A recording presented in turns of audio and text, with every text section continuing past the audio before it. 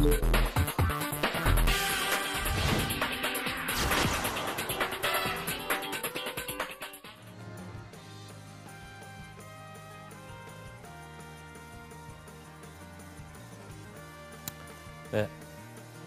안녕하세요. 대한민국의 열정과 긍지를 세계로 우리 대한민국 청년들의 성공적인 해외 진출을 지원하고 있는 해외 취업 전문가 박창규라고 합니다. 저희가 지난 시간에 지난 시간까지는 지금 해외 취업 유망 10개국 국가에 관련돼서 저희가 안내를 좀 해드렸었는데요. 이제 오늘 제가 안내를 해드릴 내용은 해외 취업 유망 10개국 국가에는 포함되어 있지 않습니다. 포함되어 있지 않지만 우리 대한민국 청년들이 해외 진출을 가장 선호하는 국가 중에 1위고요. 그리고 워킹 할리데이라든지 어학연수, 그리고 단기 인턴십이라든지 이런 프로그램들로 해외를 가장 많이 진출하고 있는 제가 오늘 캐나다에서 좀 안내를 해드리려고 합니다. 네, 그래서 우리 대한민국의 정부가 선정해 놓은 해외 취업 유망 10개국 국가에는 빠져 있지만 우리 청년들이 가장 선호하는 국가 중에 1위가 되는 이 캐나다에 대해서 제가 오늘 좀 안내를 해드릴 텐데요. 캐나다 같은 경우는 접근 방향성이 다른 국가와 또 틀립니다. 제가 기존에 저희 시청자 여러분들께 안내해드렸던 어떤 미국이라든지 싱가포르, 그리고 향후에 저희가 일본이라든지 이런 것도 안내를 좀 해드릴 텐데, 제가 캐나다를 먼저 선택한 이유가 있습니다. 불과 저희가 한 2, 3년 전만 하더라도 큰 문제가 없었지만 불과 한 1, 2년 전부터 대한민국의 어떤 경기 악화라든지 정치적인 상황으로 인해서 해외 취업을 조금 단순하게 내가 스펙이라든지 경력을 좀 쌓겠다라고 접근하시는 분들도 많으시지만 가장 많은 수를 차지하는 게 한국을 벗어나겠다, 한국을 떠나고 싶다. 즉 우리 취업 시장에 여러 가지 신종어가 나올 정도로 우리 대한민국 청년들이 한국을 좀 떠나고 싶다라는 마음을 좀 가지시는 분들이 많으신데요. 그렇게 한국을 조금 떠나고 싶으신 분들이 선택하는 국가가 바로 이 캐나다입니다. 그래서 해외 취업 유망 10개국 국가 중에는 빠져 있지만 그만큼 우리 청년들이 도전하고자 그리고 가고 싶은 마음이 많은 국가이다 보니까 제가 오늘 조금 안내를 해드렸는데요. 캐나다가 해외 취업 유망 10개국 국가에는 빠져 있습니다만 캐나다를 선호할 수 있는 이유가 있고요. 캐나다도 물론 현지에서 취업이 충분히 가능한 국가입니다. 화면에 보시다시피 해외 취업 유망 10개 국가를 쭉 훑어보게 되면 제가 늘 안내해드렸던 것처럼 1위 국가가 바로 미국이고요. 2위 국가가 일본, 3위 국가가 싱가포르, 호주 같은 경우가 보통 대체적으로 한 4위 정도가 들어갔었는데 2017년도 4월 달에 호주 정부에서 우리 외국인들이 이제 호주에서 합법적으로 취업을 해서 비자를 취득을 해야 되는데 호주 정식 취업 비자인 457 비자를 폐지를 시켰습니다. 그러다 보니까 지금 현재 같은 경우는 호주로 접근시키는 건 조금 무리수가 있다라고 좀 판단을 좀 내리셔야 되고요. 자, 화면에 보시다시피 해외 취업 유망 10개국 국가 중에서 캐나다가 빠져 있습니다. 왜 캐나다가 빠져 있냐면요. 캐나다는 쉽게 말씀드려서 캐나다에서 만약에 내가 면접을 봐서 합격을 했어요. 합격을 하시게 되면 이제 취업 비자 발급이 됩니다. 취업 비자를 받고 1년이 지나고 나면 영주권을 신청할 수가 있습니다. 즉, 캐나다는 취업 비자 이꼬르 영주권으로 연결되는 국가입니다. 그런데 단점이 하나가 있어요. 단점이. 쉽게 생각해서 캐나다에 내가 취업을 하게 되면 불과 최소한 2년에서 3년 정도만 고생하면 캐나다 영주권자가 됩니다. 그래서 제가 지난 방송에서 제가 안내해 드렸던 것처럼 해외 인턴과 해외 취업을 통해서 현지 국가에 진학을 한다라든지 대학원이나 이런 쪽으로 진학을 하는 케이스도 있고요. 현지에서 해외 취업으로 또 이직을 하는 케이스가 있는데 그 대표적인 사례를 가진 국가가 바로 캐나다입니다. 즉 캐나다는 다시 말씀드려서 취업이 되면 2년에서 3년만 버티면 영주권자가 된다라는 관점. 제가 똑같은 말을 계속 던지는 이유가 있습니다. 그만큼의 캐나다는 영주권을 취득하기에 좀 용이한 국가 중에 하나인데요. 다른 차이점이 하나가 있어요. 똑같은 북미권입니다. 그죠? 미국도 있고 캐나다도 있고. 물론 진짜 우리 대한민국에 비해서 정말 그 국가의 면적이라든지 이것도 만만치가 않죠. 근데 캐나다는 왜 저희가 해외 취업 유망 10개 국가에 빼놨냐면요. 미국이나 다른 국가에 비해서 산업이 많이 발달되어 있지 않습니다. 그리고 조금 아직은 미국 같은 경우는 이제 competitive, 좀 경쟁을 가지는 그런 국가인데 비해서 캐나다 같은 경우는 좀 릴렉스한, 그러니까 리타이어라고 많이 우리 해외 특히나 미국 같은 국가도 보면 이 미국 국민들이 좀 은퇴를 목적으로 한다라면 캐나다 이민을 많이 가는 형태입니다. 그래서 조금 그 국가의 어떤 생활 패턴이라든지 라이프 사이클 그리고 어떤 문화적인 차이점에서 보시게 되는데 캐나다는 즉 미국과 다르게 산업이 많이 발달되어 있지 않다 보니까 취업으로 접근하기에는 조금 애매한 부분들이 있습니다. 그래서 캐나다를 접근할 때는 무조건 영주권을 바라보고 내가 가겠다라고 조금 결심을 하시면 되고요. 실질적으로 저희가 해외 취업 유망 10개 국가 중에서 캐나다를 선호하시는 분들의 특징들이 여러 가지가 있는데 제가 꼭 추천해드리는 분들이 있어요. 어떤 분들이 가장 캐나다를 가시면 좋으냐면요.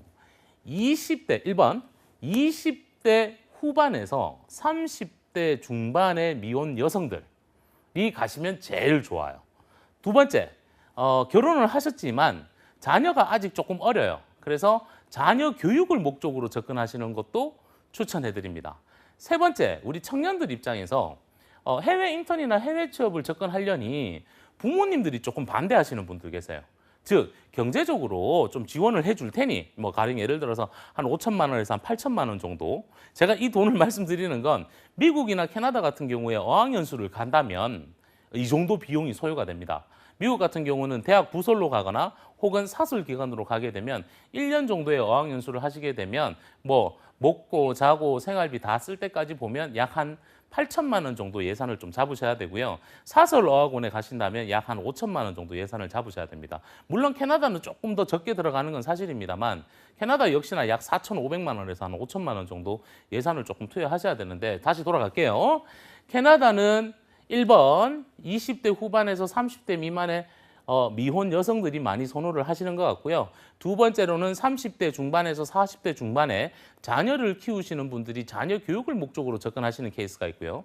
세 번째는 우리 청년들 중에서 집에서 조금 뭐 정계적인 부분을 좀 지원을 해드려서 단순하게 어학연수, 해외에서 어학연수를 가겠다. 이런 분들이 캐나다로 조금 접근하시는 방법도 하나의 길입니다. 이유는 캐나다에는 코업 프로그램이랍니다. COOP 비자라는 게 있습니다. 코업이라고 하는데 체류하는 기간 동안에 50%는 공부하고요. 50%는 인턴십을 할 수 있는 그런 아주 우리 청년들이 활용하기 좋은 그런 글로벌 인턴십 사업을 할 수 있는 그런 프로그램들이 있습니다. 그래서 그렇게 접근하시는 분들도 계시고요. 그다음 네 번째로는 어떤 유형들이 있냐면 어떤 분들이 계시냐면 내가 앞으로 뭐 어떤 그런 티칭에 관련된 영어 교육이라든지 이런 쪽에 조금 미래 직업군을 설계하시는 분들이 우리 보통 티솔이라고 얘기를 합니다. 이제 테솔이 종주국이 이제 캐나다입니다. 그래서 캐나다에 가셔서 테솔 자격증을 좀 취득을 해서 접근하시는 분들도 있으세요. 그래서 캐나다에는 여러 가지 방향성이 있는데 이 접근 방법 이런 유형들이 가셔서 취업으로 연결이 되시면 영주권까지 흘러간다라는 게 그런 장점을 가지고 있는 곳이 바로 이 캐나다입니다. 뭐 여담으로 조금 말씀을 드리지만 저 역시나 만약에 다시 한 번 더 해외 취업의 기회가 있다면 어떤 국가를 가시겠습니까? 라고 하면 저 역시나 1위가 바로 캐나다입니다. 캐나다 같은 경우는 뭐 제가 뒤에서도 좀 안내를 해드리겠지만 전 세계에서 살기 좋은 국가 2위로 이번에 선정이 됐던 그런 국가라서요. 우리 아마 이 방송을 보시는 우리 시청자 여러분들 그리고 대한민국의 우리 청년들 글로벌로 진출하고자 하시는 이런 분들이 아마 이 방송을 좀 통해서 캐나다의 어떤 산업 직종과 캐나다 취업으로 연결되고 그리고 취업에서 영주권까지 취득할 수 있는 이런 방향성에 대해서 조금 오늘 안내를 해드릴 테니까요. 네, 조금 집중하셔서 여러분들 조금 판단을 내리시면 좋을 것 같고요. 자, 저희가 이제 설문조사 통계를 쭉 내봤어요. 설문조사를 내보니까 화면에 보시는 것처럼 해외 취업을 가장 하고 싶은 국가가 바로 1위가 미국입니다. 그리고 그 2위를 따라가는 곳이 바로 캐나다고요. 3위가 이제 유럽권 국가라든지 호주 이런 쪽이 많은데 해외 취업을 희망하는 이유 중에서 가장 첫 번째 요인이 뭐냐면 복지 및 근무 환경이 우수해서가 가장 큽니다. 물론 대한민국을 벗어나서 일본은 조금 틀려요. 일본 같은 경우는 한국이랑 문화가 워낙 유사하기 때문에 조금 틀린데 미국이라든지 캐나다라든지 유럽권 같은 경우는 가시게 되면 이 복지 환경 그리고 근무 환경 때문에 한국이랑 너무 진짜 하늘과 땅 차이 날 정도로 그 극과 극의 그런 어떤 경험들을 많이 하시는데 실제 사례로 제 친구입니다. 제 친구인데 이 친구 역시나 한국에서 직장 생활을 하다가 자녀 교육을 목적으로 자 캐나다에 접근하시는 분들의 유형 두 번째라 그랬죠. 자녀 교육을 목적으로 자녀와 아이와 그리고 가족 전체가 캐나다에 취업 이민을 가졌어요. 가셨는데 지금은 이제 시민권자가 됐습니다. 갔는 지 지금 한 6년, 7년 정도 됐는데요. 이 친구 같은 경우도 캐나다 밴쿠버에서 직장 생활을 하는데 출근 시간이 아침 10시입니다. 네, 그리고 퇴근 시간이 오후 4시입니다. 아마 우리 이 방송을 보고 계시는 우리 시청자 여러분들 상상이 안 가실 겁니다. 그리고 그 경력이 조금 있으신 건 사실입니다만 지금 경력이 지금 IT 쪽에 이제 직무 분야로 접근을 하고 계시는데 지금 연봉이 한 14만 불 정도 됩니다. 그래서 한 1억 한 2천 정도? 예, 이렇게 됩니다. 그래서 아무래도 좀 한국이랑 조금 틀리다는 어떤 그런 근무 환경이나 복지 혜택을 조금 가지고 있어서요. 우리 청년들이 이제 캐나다를 많이 접근을 하시는데 캐나다 접근하시는 분들이 쭉 이렇게 훑어보면요. 왜 캐나다에 가고 싶으십니까? 라고 보면 화면에 보시는 것처럼요. 캐나다는 살고 싶은 나라. 예, 우리 전 세계에 있는 모든 분들이 살고 싶은 나라에서 1위가 스위스고요. 2위가 바로 캐나다에 해당이 됩니다. 그만큼 캐나다는 어떠한 그런 라이프 사이클 자체가 조금 더 경쟁보다는 좀 릴렉스한 이런 분위기에서 좀 생활을 하신다라고 계획을 잡으시면 될 것 같고요. 캐나다 같은 경우는 여러 가지 이제 접근 방법들이 있는데요. 캐나다에서 저희가 이제 해외 쪽 유망 10개 국가에서는 제외는 됐지만 다시 한 번 더 우리 청년들이 가장 선호하는 국가들이 이제 가장 선호하는 그러니까 취업과 이민을 목적으로 가는 국가가 바로 캐나다라는 건데 실제 저희가 캐나다 랭킹을 조사를 해봤습니다. 조사를 해봤는데 좀 제가 화면에 보면서 좀 설명을 좀 해드리겠습니다. 어드벤처 그리고 citizenship. 지금 citizenship 같은 경우가 이제 국민성이라든지 이런 부분들인데 이런 부분들이 지금 10점 만점에요. 9.6까지 올라오고 있어요. 예. 그 정도로 좀 캐나다 국민들이 좀 친절하기도 하고요. 그리고 남을 배려하는 심이 똑같은 미국입니다만 불과 뭐 미국이랑 얼마 차이가 안 나지만 그 캐나다 국민성들이 조금 많이 가지고 있고요. 국가의 면적에 비해서 산업이 발달되어 있지 않고 국민 수가 적다 보니까 캐나다 정부에서는요. 해외의 우수한 인재들을 자국으로 유치하고자 다양한 프로그램들을 많이 활용을 해서 우리 자국에 좀 정착할 수 있는 그런 길들이 아주 많습니다. 그래서 다시 돌아가서 캐나다에 내가 취업을 한다면 무조건 영주권 바라본다고 생각하시고 접근하셔야 됩니다. 영주권을 취득을 했다라고 하셔서 꼭 그 캐나다 국가에서 평생을 살 이유는 없습니다. 대신에 나는 영주권자입니다.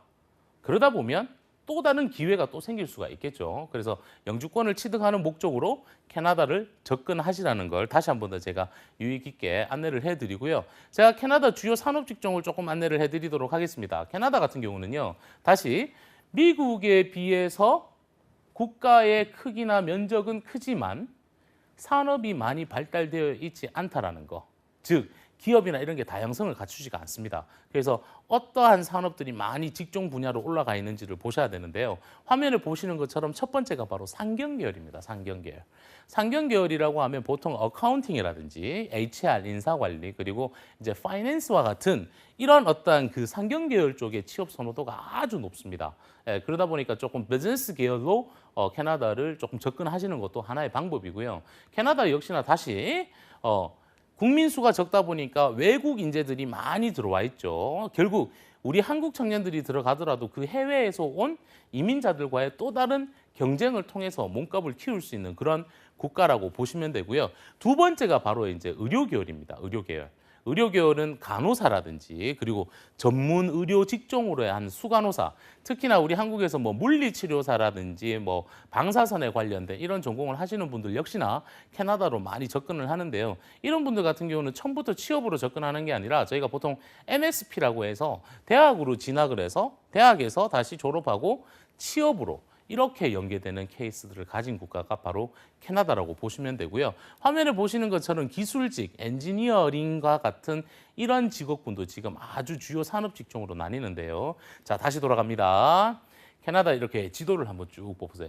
구글 맵이나 이렇게 보시다 보면 밴쿠버와 이제 여러분들 보시는 화면으로 보면 밴쿠버와 토론토가 거의 인더스트리가 많이 발달되어 있어요. 근데 그 외의 지역들이 있죠. 중부라든지 아니면 우리 토론토 그 뒷동네라든지 아니면 조금 북쪽으로 이렇게 가면 거의 대부분이 그런 산이나 이런 그 락키 마운틴도 옆으로 지나가고 있고요. 그러다 보면 거의 대부분이 보면 산업이 발달되어 있는 지역들이 많지가 않습니다. 그래서 캐나다 정부에서는요, 아마 한 10년 전부터, 한 10년 전으로 제가 기억을 하고 있어요. 10년 전부터 이 토목이라든지 건축에 관련된 이런 해외 인재들을 계속 유입을 시켜서 그 자국을 발전시키는 그런 일들을 많이 합니다. 자, 캐나다의 산업 직종 중에서 제가 이제 그 발전 방향성이 있는 부분 중에서 제가 여담으로 말씀드리는데 엑스맨 영화 한번 보셨죠, 그죠? 엑스맨 영화에 보면 그 주인공 자체도 그 캐나다에서 이런 토목이나 건축 쪽에 일을 하는 모습을 보셨을 겁니다. 그만큼 캐나다 정부에서는 그런 뭐라 그랬죠? 아직 미발전되어 있는 곳을 계속 지금 발전을 시키고자 해외 우수한 건축, 토목, 전공자들 그다음에 경력자들을 자꾸 유입을 시키는 거고요. 특히나 용접공들이라든지 이런 부분들도 아주 많이 진출을 하고 있습니다. 이런 분들은요. 취업과 동시에 바로 영주권으로 연결되는 기술 연방 이민, 익스프레스 엔트리로 들어가기 때문에 좀 영주권을 취득하기가 더 용이한 그런 부분들로 보시면 되고요. 지금 이제 IT도 많이 발달되어 있고 특히나 전자, 전기 계열로도 이쪽으로 많은 발전을 이루고 있는 그런 주요 산업 직종이라고 보실 수가 있습니다. 자, 화면에 보시는 것처럼 네 번째는 어떤 그런 직무 분야가 있냐면 주요 산업 직종이 있냐면요. 사회 계열입니다. 사회 계열.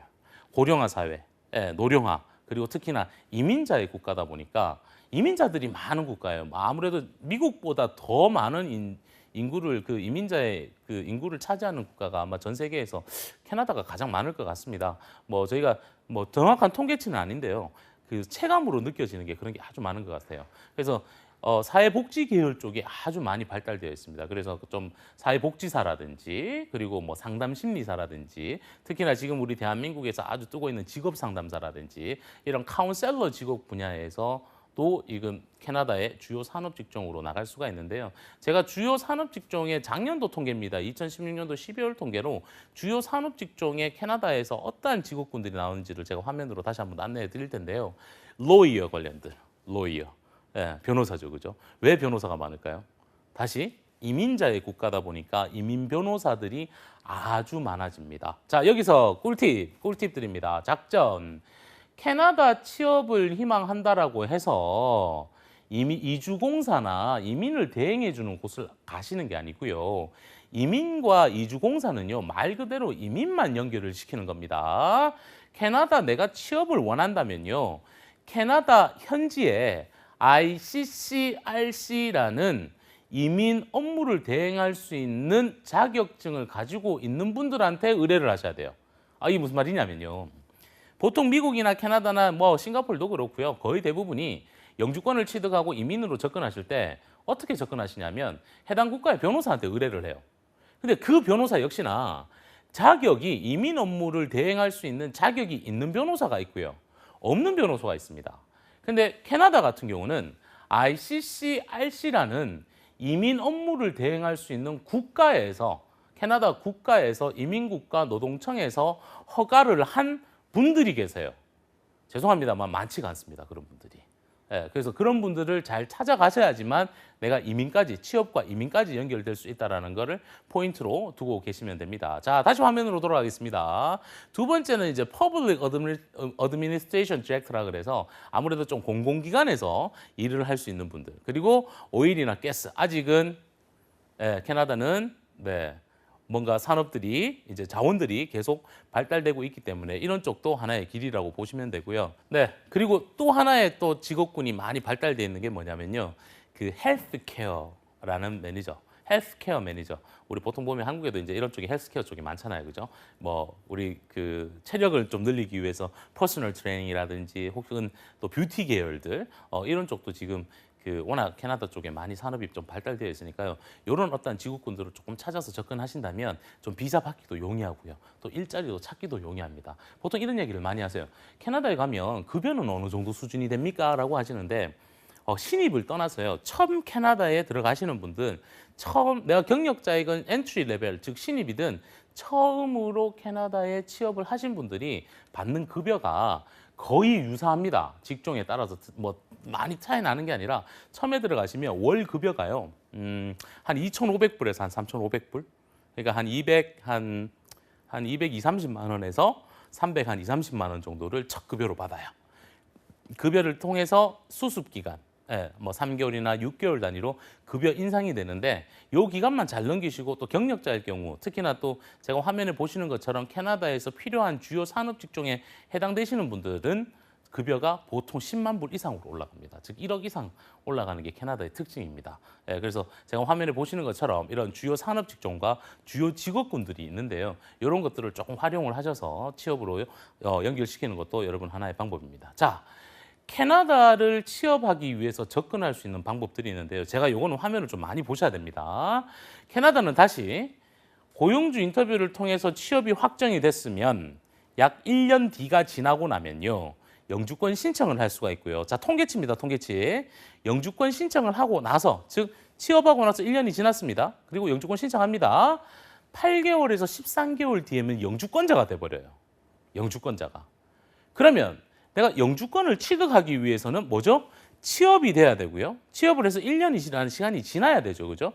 그러면 취업을 하기 위해서 캐나다에 접근할 수 있는 접근 방향성이 달라집니다. 접근 방향성이. 그 첫 번째가 우리 청년들이 많이 활용하고 있는 어학연수입니다. 어학연수.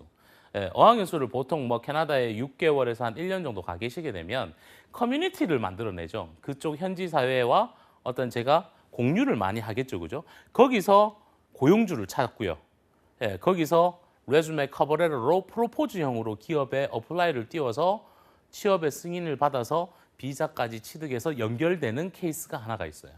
근데 단점이 하나가 있습니다. 어학연수예요. 어학연수. 어학연수를 1년 동안 한다면 캐나다는 어학연수 가시게 되면 월 들어가는 비용이 어느 정도냐면요. 월 한 200만 원 정도 선 잡아야 돼요. 홈스테이 비용까지 포함해서요. 교육비와 생활비용, 홈스테이 비용, 숙식까지만 한다면 한 200만 원 정도 잡아야 돼요. 그 외에 뭐 용돈이라든지 이런 것까지 따지면 한 달에 한 250만 원 정도 선을 잡아야 됩니다. 미국과 다르게 캐나다 같은 경우는요. 미국 같은 경우는 의식주가 싸요. 근데 교육 비용이 비싸요.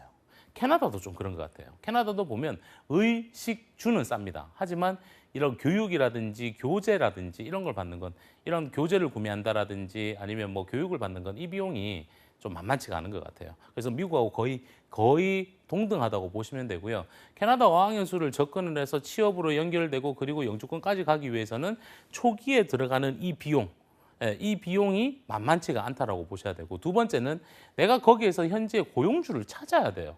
근데 그 고용주가 정말 right way인지 wrong way인지에 대해서 우리 청년들이 절대적으로 검수를 할 수 있는 그런 게 없습니다. 그러다 보니까 좀 실패할 수 있는 확률들이 아주 많습니다. 제가 좀 뒤에 가서 좀 설명을 조금 더 구체적으로 좀 드릴 텐데요. 그래서 이런 부분도 조금 주의하셔서 접근하시면 되고요. 화면에 보시다시피 두 번째로 접근하시는 분들이 이제 캐나다 워킹 할리데이 프로그램으로 접근하시는 경우가 있어요. 캐나다 워킹 할리데이 프로그램 같은 경우는 비자를 한국에서 신청을 먼저 합니다. 한국에서 1년에 2번 있습니다.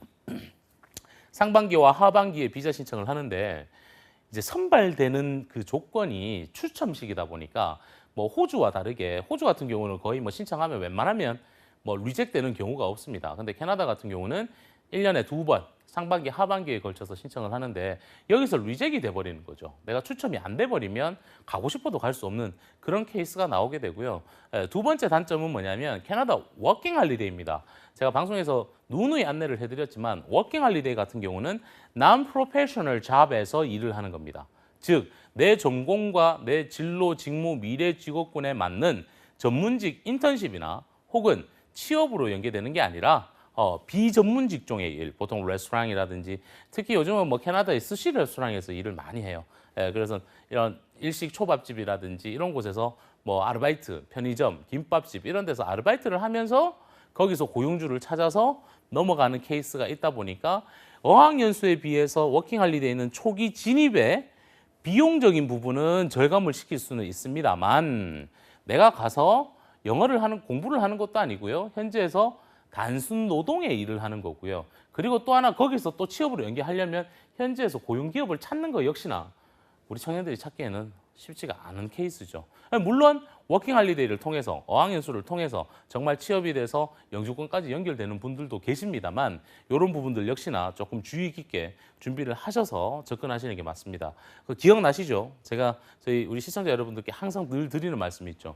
해외 취업과 인턴은 물건을 구매하는 구매 활동으로 접근하시면 안 됩니다. 캐나다 워킹 할리데이 갈 사람, 캐나다 어학연수 갈 사람, 이렇게 해서 저 돈 얼마 내겠습니다. 가고 싶습니다라고 접근하시는 게 아니라 철저한 본인의 커리어 분석과 미래 직업군, 진로, 직무 방향성 설계하고요. 본인한테 맞는 그런 기업으로, 그런 국가로 접근하시는 게 바로 해외 취업, 해외 인턴의 가장 올바른 방향성이라고 보실 수가 있습니다. 자, 세 번째 넘어갈게요. 세 번째는 이제 화면에 보시는 것처럼 캐나다 코업 비자 프로그램입니다. 코업. 분명히 아까 말씀드렸죠. 코업. 코업은 뭐라 그랬죠? 체류하는 기간 동안에 50%는 공부를 하고요. 50%는 현지에서 인턴십을 할 수 있습니다. 워킹 할리데이도 일은 할 수 있습니다만 워킹 할리데이는 난 프로페셔널 잡이고 코업으로 들어가게 되면 인턴십이기 때문에 조금 전문 직종으로 일을 하실 수가 있죠. 자, 가령 제가 사례를 들어서 말씀을 좀 드릴게요. 캐나다 어학연수를 가고 싶었어요. 캐나다 가지 맙시다. 네, 우리 대학교 재학생인데 해외에 어학연수를 가고 싶었어요. 그게 미국도 좋고 캐나다도 좋고 조금 영어권 국가에 좀 좋은 곳에 어학연수를 가고 싶었어요. 그래서 부모님하고 상의한 결과 부모님이 약 한 5천만 원 정도의 예산을 조금 지원을 해주시기로 하셨어요. 근데 이 친구 같은 경우는 대학교 한 2학년, 3학년에 재학 중이에요. 그래서 휴학기를 내고 한 1년 정도 가고 싶어 해요. 그러면 이런 친구들이 단순하게 어학연수를 접근하는 게 아니라 국내에서 철저한 준비 과정, 약 1개월에서 6개월 정도, 최소 1개월에서 최대 맥스 6개월까지 국내에서 철저한 준비 과정, 국내에서 철저한 준비 과정 해야 되는지 여러분들 아시죠? 국내에서 철저한 준비 과정을 거치고요. 그리고 캐나다의 코업 비자로 갑니다. 당연히 국내에서 어학 준비도 하겠지만 캐나다의 현지 코업 비자로 들어가게 되면 나는 6개월 기간 동안, 자 1년을 갈 친구입니다. 6개월 동안은 현지에서 비즈니스 잉글리시, 즉 직무에 관련된 영어를 좀 하이 퀄러리의 좀 레벨로 교육을 받습니다. 그리고 이 6개월이 끝나고 나면요. 본인 전공과 진로, 직무 방향성에 맞춰서 캐나다 현지에 있는 기업에서 페이드 인턴십을 할 수가 있어요. 즉 급여를 받고 할 수 있습니다. 근데 언페이드, 무급으로 하는 경우도 있어요. 이 코업 비자 프로그램은요. 어떻게 설계하냐면 내가 체류하는 기간에 50%는 공부하고 50%는 인턴십 할 수 있다 그랬죠. 만약에 2개월을 가면 어떻게 되겠습니까? 1개월은 공부하고 1개월은 인턴십 합니다. 단 1개월짜리는 언페이드입니다. 입장을 바꿔놓고 우리가 현지에 있는 고용주라면 우리처럼 한국인들이 채용을 했다. 우리 회사에 인턴십이 왔다. 그러면 1개월만 체류한다. 과연 급여 주겠습니까? 1개월은 언페이드입니다. 자, 2개월 플러스 2개월, 3개월 플러스 3개월, 4 플러스 4, 5개월 플러스 5개월, 6개월 플러스 6개월, 심지어 1년 플러스 1년도 할 수가 있습니다. 그러면 다시 돌아가겠습니다. 사례자처럼 6개월 플러스 6개월, 즉 1년의 어학연수를 가기 위해서 예산을 5천만 원 정도를 들였는데 준비를 했었는데 실질적으로 캐나다 코업 비자로 6 플러스 6으로 한 1년을 가겠다라고 하면 소요되는 경비는요. 1,200만 원 정도밖에 안 들어갑니다. 틀리죠? 단지 물론 생활비도 들어가겠습니다만 교육 비용과 생활비는 6개월만 충당을 하시면 돼요. 나머지 6개월 동안은 인턴십으로 내가 월급을 받을 수 있기 때문에 그 돈 가지고 제가 그랬죠. 한 달에 약 한 2,500불에서 3,500불 정도 받는다고요. 그러면 나머지 6개월은요. 월급 2,500불 정도 받으니까 최소 그 돈 가지고 생활비도 쓸 수 있고요. 홈스테이 비용도 충분히 쓸 수 있습니다. 그래서 5천만 원의 예산을 거의 3분의 1로 줄일 수 있는 국가 중에 하나가 바로 이 캐나다입니다. 그래서 캐나다의 코업 비자를 조금 활용하셔서 접근해 보시는 것도 하나의 방법입니다. 네, 자 다음은 캐나다를 접근하실 수 있는 방법이 두 가지가 더 남아 있습니다. 그 중에 하나가 캐나다 LMIA라는 프로그램이고요. 프로그램으로 얘기하기는 제가 조금 애매합니다만 캐나다 LMIA 과정이 있고요. 또 하나는 MSP라 그래서 캐나다 유학 후 이민이라는 게 있습니다. 제가 LMI보다 유학 후 이민을 설명을 먼저 좀 드리겠습니다. 자, 화면에 보시는 것처럼 캐나다에 취업을 해서 내가 영주권까지 접근시키는 방향성인데 캐나다를 접근할 수 있는 초기에 접근할 수 있는 방향이 캐나다 어학연수를 활용한다라든지 워킹 할리데이를 활용한다라든지 혹은 코업 비자 프로그램을 활용하는 방법도 있고요. 그 중에 하나가 바로 뭐냐면 캐나다 유학 후 이민입니다. 캐나다 정부에서는요. 캐나다 자국에 있는 직업 전문 학교, 즉 디플로마 과정입니다. 그리고 칼리지, 어소시에이트 디그리죠, 그죠? 그리고 대학교, 배첼러 디그리나 대학원 중에서 석사, 마스터 디그리, 그리고 박사, 닥터 디그리까지 자국에 있는 교육기관에서 학위를 취득했을 경우에는 약 6개월 정도의 취업 비자를 먼저 줍니다. 그래서 취업이 되게 되면 또 1년이 지나고 나서 취업 비자로 연결될 수가 있어요. 그래서 캐나다 같은 경우는 유학 후 이민으로 접근하시는 분들이 아주 많으신데 이제 좋은 건 사실이에요. 가서 뭐 공부도 할 수 있고요. 내가 전공에 따라서 조금 더 연구도 더 할 수 있고요. 뭐 캐나다에 또 좋은 대학들 많죠. 뭐 UBC라든지 이런 좋은 대학들도 많습니다.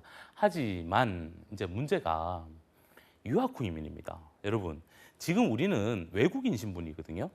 예, 우리가 만약에 캐나다나 미국의 대학에 진학했을 때, 뭐 캐나다로 한정을 지어볼게요. 캐나다 대학에 진학을 했을 때 인터내셔널 스튜던이 되기 때문에 저희가 1년에 부담해야 되는 학비가 약 3만 불에서 약 한 4만 5천 불 정도 됩니다. 3만 불에서 4만 5천 불이면 3천만 원에서 4,500만 원, 5천만 원 돈이 깨집니다. 만만치 않죠. 그리고 디플로마, 뭐 직업전문학교에서 받았던 디플로마 최소 1년 이상의 과정이고요. 어소시에이트 디그리, 칼리지에서는 2년 이상의 과정이고요. 내가 배첼러 디그리 4년 이상의 과정입니다. 뭐 석사, 박사까지 따라 들어가면 더 하죠. 그 기간 동안 연간 4,500만 원씩 이 학비를 충당을 해야 됩니다. 아, 만만치 않죠. 만만치 않죠. 예, 그래서 유학 후 이민으로 많이 접근을 하시는데 실제 이제 사례가 있습니다. 사례가 한 7, 8년 정도 된 것 같아요. 40대 초반에 정도 계시는 분이 가족들을 다 모시고 저희 센터를 찾아왔습니다. 그래서 그분은 캐나다 유학 후 이민을 가기 위해서 이미 이 알선기관에다가 돈을 한 3,500만 원 정도를 현금으로 벌써 계약금을 걸어놓고 왔답니다. 그리고 그분이 가시는 지역은 캐나다의 노바스코샤라 그래서 우리 밴쿠버가 있고 토론토가 있고 제일 끝에 가면 노바스코샤라 그래서 이제 그 아주 추운 동네고요. 아주 시골 동네가 있어요. 그런 시골 동네에서는요. 캐나다의 조금 이제 외곽지 좀 프로빈스 좀 적은 그 시골 동네에서는 이렇게 이민자들을 외국인들을 자국에 있는 그 지역에 유치하고자 이런 유학 후 이민 프로그램들을 아주 많이 하거든요. 그래서 뭐 학비 절감도 좀 시켜주고요. 되면 뭐 영주권도 쉽게 취득할 수 있도록 만들어줍니다. 지자체에서. 근데 그분이 여기에 가겠다라고 해서 이제 찾아오셨는데 이분이 저를 찾아온 이유는 필리핀 어학연수를 한 6개월 정도 가겠다라는 겁니다. 예, 그분은 이미 한국에서 석사, 박사까지 하셨던 분이세요. 그리고 실제 직장인이시고요. 예, 그래서 제가 그분하고 이렇게 멘토링을 쭉 하면서 제가 몇 가지를 물어봤어요. 그러면 캐나다에 유학 후 이민을 가셨을 때 이 노바스코샤에 대한 이 지역에 대해서 분석은 해보셨습니까? 1번. 도대체 이 지역에는 어떠한 산업 직종들이 발달되어 있습니까? 2번. 3번. 본인이 지금까지 가져왔던 어떠한 커리어와 그리고 경력에 따라서 이 노바스코샤 지역에 취업할 수 있는 곳은 얼마나 됩니까? 제가 이렇게 물었습니다. 이렇게. 근데 이 정보를 전혀 모르고 있는 상황이에요. 제일 마지막에 제가 뭐라고 했냐면 그러면 오늘 이렇게 오셨는데 자녀 두 분과 아내분은 그러면 어떻게 같이 가실 겁니까? 아니랍니다. 아내와 자녀들은 이제 한국에 있고 본인이 먼저 가서 자리를 잡고 대학을 졸업을 하고 자리를 잡고 다시 오겠다라고 얘기하시더라고요. 그래서 제가 조용히 그분을 불러서 진행되고 있는 모든 걸 다 캔슬시켰습니다. 네, 캔슬시키고 이 유학 후 이민을 가기 위해서 한국에서 살고 있는 집까지 팔고요. 그 한 몇 억이라는 돈을 준비를 하고 계셨는데 제가 전체 다 캔슬시키고 이분을 데리고 접근했던 방법은 바로 캐나다 LMIA라는 취업 비자 플러스 이민 과정으로 제가 접근을 시켰습니다. 자, 유학 후 이민 다시 돌아가겠습니다. 돈이 뭐 수수료, 그 다음에 비자 받는 거, 그리고 현지에서 학비까지 하면 이 돈이 만만치가 않죠, 그죠? 근데 LMI, 캐나다 취업 이민 과정으로 하시게 되면요, 돈이 한 1,200만 원, 1,300만 원밖에 안 들어요. 즉 영주권까지 가는데요. 전체 비용이. 뭐 많이 들어봤자 항공료까지 해서 한 1,500만 원 선이면 영주권까지 충분히 취득할 수 있습니다. 물론 이민, 변호사, 법무사가 비용까지 싹 다 포함해서입니다. 크게 들어갈 돈이 없습니다. 근데 유학 후 이민에 비해서 돈이 얼마 안 들죠. 그래서 제가 그러지 말고 경력자니까 캐나다 LMIA라는 취업 이민 과정으로 한번 접근해 봅시다 라고 해서 지금 캐나다에서 뭐 너무너무 잘 살고 계십니다. 그래서 이 캐나다 취업 이민 과정 LMIA 과정은요, 이제 저희가 보통 몇 년 전까지만 하더라도 LMO라고 했는데 이 LMIA로 이름이 명칭이 바뀌었습니다. 이 LMIA 과정은 제가 화면에서 조금 안내를 해드릴 텐데요. 캐나다에서 이제 워크 퍼밋을 취득을 해서 영주권으로 이제 연결되는 그런 케이스라고 보는데요. LMI, Level Market Impact Assessment이라는 그런 명칭이고요. 한국어로 조금 풀이를 하면 노동시장 영향평가서라고 얘기를 할 수가 있습니다. 자, 어떤 내용이 있는지 한번 볼게요. 이 노동시장 영향평가서인 LMI에는요, 고용주로부터 인터뷰를 보고 우리 외국인들을 채용하겠다라고 해서 이제 고용주와 노동청과 이민국이 우리 외국인들한테 주는 비자라고 보시면 돼요. LMI 노동시장 영향평가서를 취득을 하시고 나서 이제 캐나다 입국을 하시죠. 입국을 하시게 되면 밴쿠버 공항에서 이미그레이션에 입국 심사를 봅니다. 여기에 이 서류와 이런 근거 자료들을 제시를 하면 그 순간부터 저는 취업 비자를 취득할 수가 있습니다.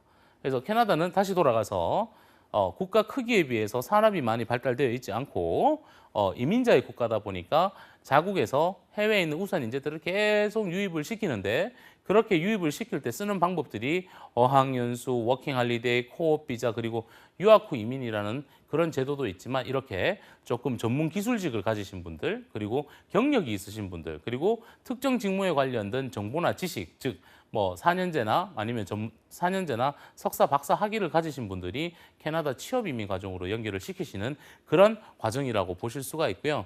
다양한 채용 정보들을 통해서 조금 접근하실 수 있는 게 바로 이 LMIA 과정입니다. 그래서 이 LMIA 과정들을 조금 여러분들이 활용을 하신다면 큰 비용 줄이고요. 그리고 캐나다에서 조금 안정적으로 가실 수가 있는데 뭐 모든 사람이 이렇게 다 안정적으로 가시면 얼마나 좋겠습니까? 네, 말도 많고 탈도 많고 시간도 오래 걸리고 그래서 제가 늘 저희 시청자 여러분들께 안내해 드리는 것처럼 작전을 꼭 세워서 접근해야 되는 국가 중에 하나가 바로 이 캐나다라는 것을 다시 한 번 더 좀 인지를 시켜드리고요. 제가 화면에서 다른 부분도 좀 안내를 해드릴게요. 현재입니다. 현재 2017년도 현재 캐나다에서 취업을 하고요. 영주권을 쉽게 딸 수 있는 직종입니다. 쉽게 딸 수 있는 직종. 제가 아까 앞서 말씀드린 것처럼 캐나다의 주요 산업 직종에 대해서는 말씀을 드렸습니다. 하지만 우리 한국인들이 취업을 해서 영주권을 취득하기에 쉽게 갈 수 있는 직종, 한국인들을 선호하는 직종들입니다. 아주 현실적으로 제가 준비를 해봤는데 화면에 한번 보시겠습니다. 첫 번째, 한식, 양식, 중식, 일식 요리사들. 네. 요리사 직업군들이 지금 캐나다에서 노동시장 부족군에 해당됩니다. 근데 우리 한국 청년들 같은 경우는 우리 예를 들어서 뭐 조리 전공, 외식 경영학이라든지 아니면 특히나 우리 대한민국의 특성화고등학교, 마이스터 고등학교 학생들이 많죠. 이런 친구들이 학교 재학 중에요. 한식, 일식, 양식, 중식 자격증들을 막 취득을 합니다. 아마 전 세계에서 우리나라의 자격증이 가장 많은 국가가 바로 우리나라일 것 같아요. 그래서 이런 자격증들이 있고 경력이 조금 있으면 캐나다의 요리사로 접근할 수가 있고요. 요리사로 접근하시는 분들은 취업 플러스 영주권 취득 플러스 이민까지 즉 시민권까지 아주 손쉽게 진행이 될 수 있는 그런 직종군이라고 생각하시면 되고요. 우리 대한민국의 어떤 요즘 뭐 아마 많이 보셨을 겁니다. 우리 영상 매체를 통해서 셰프들 이렇게 나오는 것들처럼 이미 한류 열풍이 불어서 캐나다 쪽에서도 우리 한국 요리사들을 많이 선호하는 게 사실이라고 보시면 됩니다. 자, 두 번째 화면을 한번 보시겠습니다. 두 번째는 호텔 산업 분야입니다. Hospitality Industry. 이런 얘기를 많이 들었어요. 전 세계에서 미국도 그렇고 싱가포르도 그렇고 호주, 캐나다, 뭐 심지어 사우스 아프리카 그리고 뭐 인디아라든지 다양한 국가에서요. 대한민국에 있는 그 청년들이 호스피탈리티, 호텔이나 리조트에서 한국인들을 많이 선호해요. 많이 선호합니다. 이유가 뭔지 아세요? 한국인들이 친절해요. 그리고 우리 대한민국 청년들이 가지고 있는 게 뭐냐면 이 호텔 경영학이나 우리 특히나 뭐 항공사 준비하는 친구들, 하스피탈리티 인더스트리에서 취업을 준비하는 친구들이 밝은 미소를 가지고 있기 때문에 우리 한국 청년들을 아주 많이 선호합니다. 캐나다 역시나 좀 관광 국가라고 좀 보시면 돼요. 그래서 여행도 많이 가지고 하시기 때문에 이런 하스피탈리티 인더스트리가 아주 많이 발달되어 있습니다. 그러다 보니까 또 한국 교민들도 많고요. 한국에서 여행 오시는 분들도 많다 보니까 이런 호텔이나 리조트와 등과 같은 하스피탈리티 인더스트리에서도 우리 한국인을 선호하고 계시고요. 이런 분들 역시나 취업이 용이하고요. 영주권 신청이 용이합니다. 영주권 취득도 빠르고요. 시민권까지 까지 가기에도 너무너무 좋습니다. 그래서 이런 분들도 한번 도전해 보시면 좋을 것 같고요. 다시 화면으로 돌아가서 세 번째가 바로 뭐냐면 레스토랑과 같은 그 외식 프랜차이즈 산업 분야의 슈퍼바이저나 매니저 같은 경우 제가 방금 말씀드렸던 것처럼 한국인들이 가지고 있는 그런 특장점을 좀 활용을 해서 접근할 수 있는 부분들이고요. 트래블 에이전시에서 어떠한 그런 오피스 직업들 이런 것도 우리 한국 청년들이 쉽게 접근할 수 있는 부분이라고 보실 수가 있습니다. 또 하나가 더 말씀드린 것처럼 인테리어나 그리고 뭐 목수, 건축, 토목, 용접 이런 쪽의 어떤 엔지니어들 역시나 우리 한국 청년들이 또 한국의 중장년층들이 캐나다로 접근하시기 아주 용이한 그런 부분이라고 보시게 되면 되고요. 여러분 그거 아세요? 우리 치기공사들, 덴티스트, 덴티스트 랩 아마 전 세계에서요 1위가 바로 독일, 2위가 한국, 3위가 일본입니다. 저 역시나 미국의 저희 가족들도 현지에서 미국에서 덴티스트 랩 치기공사를 지금 하고 계시는데 치기공사 직업군으로도 캐나다를 접근하시는 것도 하나의 길이니까 그 부분도 이제 참고를 해보시면 될 것 같고요.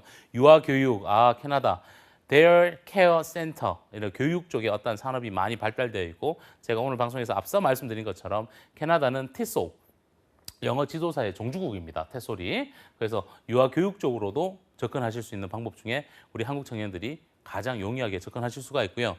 헤어스타일리스트, 한국 못 따라오죠. 헤어나 뷰티 계열들, 우리 스타일리스트나 디자이너들 한국 따라올 수가 없습니다. 그래서 이런 분들 역시나 캐나다에서 취업과 영주권으로 접근하시기에 아주 쉬운 직업군이라고 보시게 되면 되고요.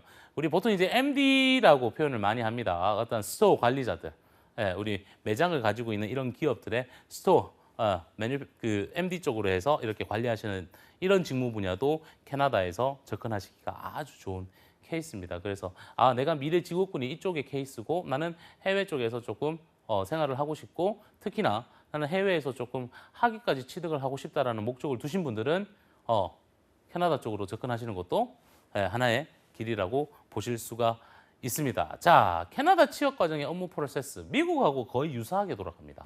미국하고 거의 유사해요. 그런데요, 캐나다 취업, 즉 LMIL 과정은 비용이 제가 말씀드린 것처럼 1,200만 원 정도가 들어가는데 돈은 엄청나게 들어가죠. 근데요, 요거는 영주권까지 들어가는데요. 따지고 보면요, 그렇게 많이 들어가는 비용이 아닙니다.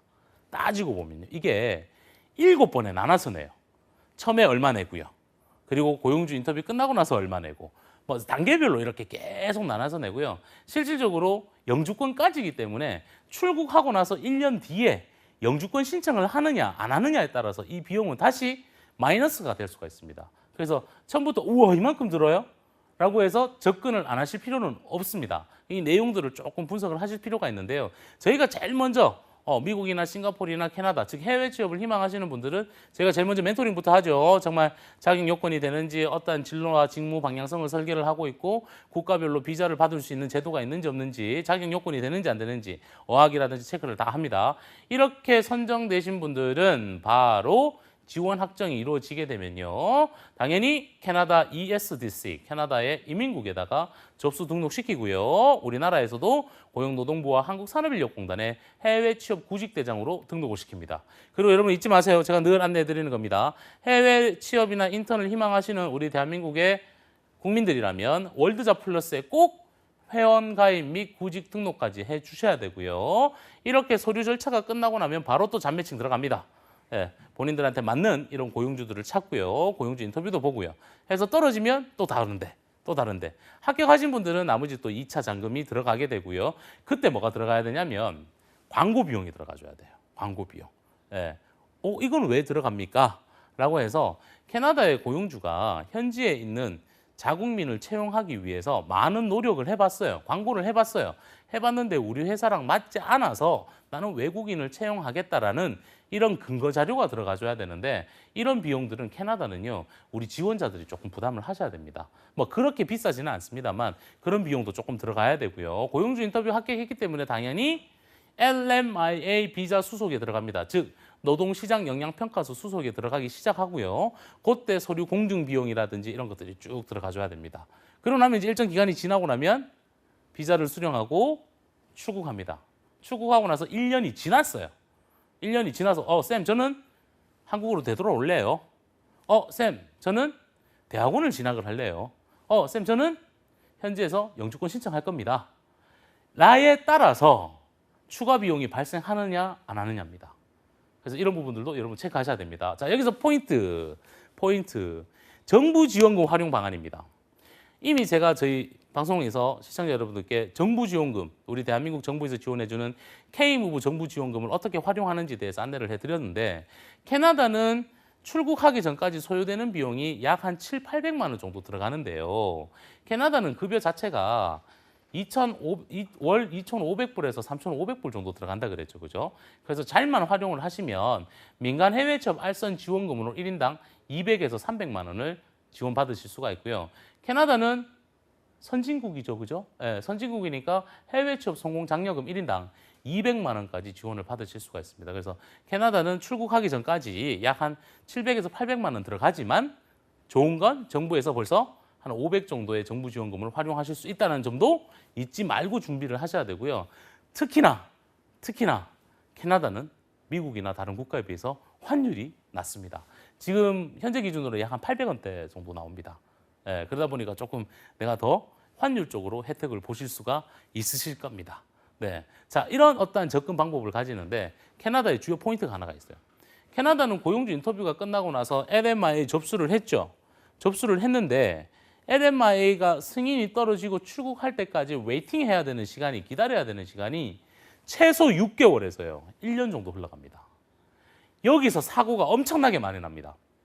캐나다 취업 이민의 사고가 가장 많은 기간입니다. 그래서 절대적으로 잊지 마십시오. 고용주 인터뷰가 끝나더라도 우리는 비자를 받고 나가셔야 됩니다.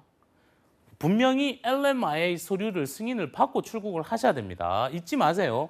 이걸 안 받고 비지터 비자로, 관광 비자로 가셔서 문제가 터지는 사례들이 너무너무 많습니다. 그래서 요거 꼭 유의하셔야 되고요. 만약에 내가 고용주 인터뷰를 봤는데 고용주 측에서 빨리 좀 왔으면 좋겠어요. 하루라도 빨리 들어오라고 얘기를 해요. 그리고 나도 빨리 가고 싶어. 그럴 때는 뭘 활용하시냐면 제가 다시 알려드렸던 코업 비자를 활용하시는 거예요. 자, 오늘 내가 면접을 봤어요. 그래서 LMI 서류를 접수를 했습니다. 근데 LMI 서류가 승인될 때까지 약 6개월에서 1년이니까 그때까지 내가 웨이팅하기가 너무너무 힘든 거예요. 그럴 때는 어떻게 한다? 코업 비자를 집어넣어서 가서 한 3개월은 공부하고 3개월은 일하고, 예, 그러면서 제가 코업 비자 상태였지만 거기 현지에서 체류하면서 LMI를 승인을 받겠죠. 그죠? 요거 비자 받아서 밴쿠버에서 조금만 내려오면 됩니다. 시애틀에 가시면 캐나다 국경이 있어요. 캐나다 이제 이민국이 있습니다. 거기서 비자 트랜스퍼 해서 다시 들어가시면 돼요. 이것도 하나의 방법이에요.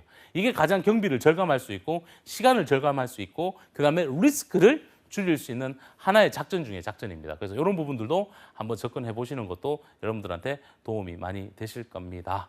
네, 자, 캐나다 영주권. 자, 이제 취업이 됐어요.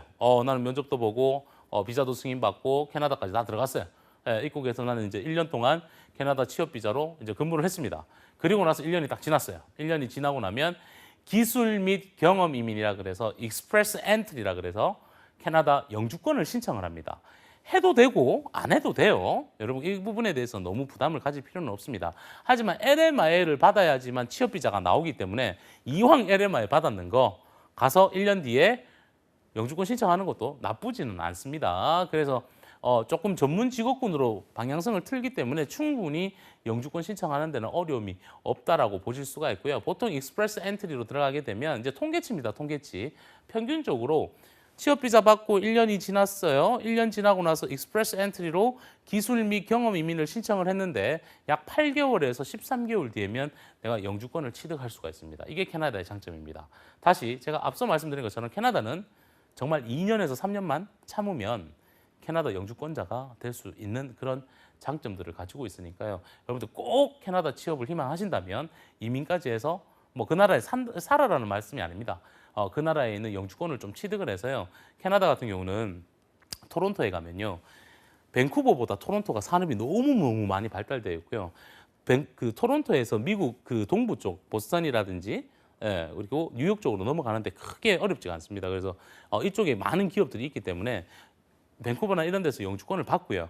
나머지 조금 다국적 글로벌 기업으로 이직을 할 수 있는 가장 좋은 길이 있습니다. 그래서 이런 부분들을 여러분 좀 참고적으로 활용을 하셨으면 될 것 같고요. 캐나다 기술 경험 이민에 대해서 제가 화면에서 좀 그 신청 자격을 조금 체크를 해봤었는데요. 이게 저희가 점수를 체크를 해야 돼요. 그냥 누구나 할 수 있는 건 아니에요. 영어 점수도 필요하고요. IELTS 점수 약 6.0 이상 돼야 됩니다. 근데 지금 필요한 게 아닙니다. 입국하고 나서 1년 뒤에 필요한 거예요. 그래서 이런 부분들도 화면에 보시는 것처럼 좀 확인을 좀 하시면 될 것 같고요. 두 번째로는 저희가 캐나다 경험 및 기술 이민 익스프레스 엔트리를 수속을 하기 시작을 하면 절차들이 따라 들어갑니다. 그중에 가장 첫 번째가 학력이 되는지, 즉 배첼러 디그리인지 어소시에이트 디그리인지 마스터 디그리인지 닥터 디그리인지에 따라서 점수가 달라집니다. 그리고 영어 공인 성적이 얼마나 있는지 이런 아주 단계적인 이런 기본적인 부분까지 해서 스텝 바이 스텝으로 접근을 해서 나중에 신체 검사까지 메디컬 체크까지 끝내서 영주권으로 그래 넘어가는 경우가 있는데 이미 LMI를 통해서 내가 취업이 되어 있기 때문에 고용주를 찾을 필요는 없죠. 고용주는 이미 있기 때문에요. 근데 이 고용주가 없이 이걸 다이렉트로 신청하시는 분들이 있습니다. 이런 분들 같은 경우는 비용도 너무 많이 들어가고요. 시간적인 부분도 너무 많이 할애되기 때문에 이런 부분들도 조금 유의하셔서 접근을 하시는 것도 하나의 방법이라고 보시면 되고요. 제가 화면에 보시는 것처럼 이런 수속 절차들이 이렇게 나와져 있기 때문에 한번 나중에 이 절차에 따라서 한번 진행을 해보시면 될 것 같습니다. 자, 또 나오죠. 캐나다에서 한국인을 채용하는 채용 정보 어디서 확인할 수 있습니까? 저희 글로벌 잡센터의 홈페이지에서도 보실 수가 있고요. 대한민국 정부에서 운영하고 있는 우리 대한민국 청년들의 성공적인 해외 진출을 지원하고 있는 저희 월드잡 플러스에서도 캐나다 채용 정보를 보실 수가 있는데 자, 다시 캐나다 취업 채용 정보는요. 다른 국가에 비해서 다양성이 없고요. 많지가 않습니다. 그래서 그런 부분들 조금 유의하셔서 보셔야 되고요. 그리고 저희가 캐나다에서 채용을 하는 이런 채용 정보들을 보실 때는요. 캐나다 정부에서 운영하는 사이트도 있습니다. 월드잡처럼 이런 사이트에서도 여러분들이 충분히 확인하실 수가 있는데요. 제가 화면에서 조금 안내를 좀 해드렸는데요. 잡뱅크라는 곳이 있습니다. 우리 한국의 월드잡 플러스하고 똑같습니다. 여기서 보시면 여러분들 현지 채용 정보를 보실 수가 있는데 자, 주의하실 점은 이런 채용 정보를 보고 내가 레주메 커버레터를 보내서 면접에는 합격을 할 수 있지만 비자 발급에 대해서는 혼자 스스로 하실 수 없기 때문에 여러분들이 잡뱅크, 캐나다에 있는 이런 월드잡과 같은 잡뱅크 사이트를 통해서 이런 산업 분야에서 이런 기업에서 한국인을 채용하고 있구나 라고 좀 접근을 하시면 됩니다. 자, 팁을 하나 좀 말씀드리면 캐나다에는요. EA 스포츠와 같은 이런 IT 기업들이 토론토에 다 몰려 있습니다. 그래서 꼭 영주권 받으셔서 토론토 쪽으로 이직을 하셔서 한번 접근해 보시는 것도 하나의 길이라고 보실 수가 있고요. 자, 제가 늘 안내드리는 것처럼 우리 네이버 해외 취업 공식 카페인 해치바 카페에 보셔서 조금 궁금한 사항들을 조금 기록을 남겨놓으시면요. 저희 해외 취업 전문가들이 실시간으로 좀 안내를 해드릴 거고요. 다시 한번 말씀드리지만 해외 취업은 혼자서 접근하시는 게 아니라 이렇게 전문가들을 통해서 1:1 멘토링을 통해서 본인들한테 맞는 방향성을 설계를 해서 접근하셔야지만 여러분들이 꼭 실패할 수 없습니다. 실패율을 자꾸 줄여나가야 됩니다. 워낙 해외 취업에서 실패하시는 분들이 많기 때문에 사전 철저한 준비 과정들을 여러분도 꼭 거치셔야 되고요. 저희 카카오톡에서 플러스 친구로 글로벌 잡센터 친구 추가하셔서 문의를 주시면 실시간으로 저희가 답변을 좀 드리도록 하겠습니다. 자, 오늘은 제가 해외 취업 유망 10개국 국가에는 포함되어 있지 않지만 대한민국 청년들이 아주 선호하고 있는 캐나다에 대해서 안내를 해드렸습니다. 캐나다 취업으로도 갈 수도 있고요. 유학으로 진학을 해서 취업과 영주권을 같이 취득할 수 있고요. 또 하나 캐나다에서 인턴십도 활용할 수 있고요. 워킹 할리데이 그리고 어학연수도 활용할 수 있기 때문에 캐나다에 많은 산업이 발달되어 있지 않지만 조금만 설계하면 본인한테 맞는 직무와 진로 방향성대로 캐나다에서 성공하실 수 있는 그런 길들이 있습니다. 오늘은 여기까지겠습니다. 네, 감사합니다.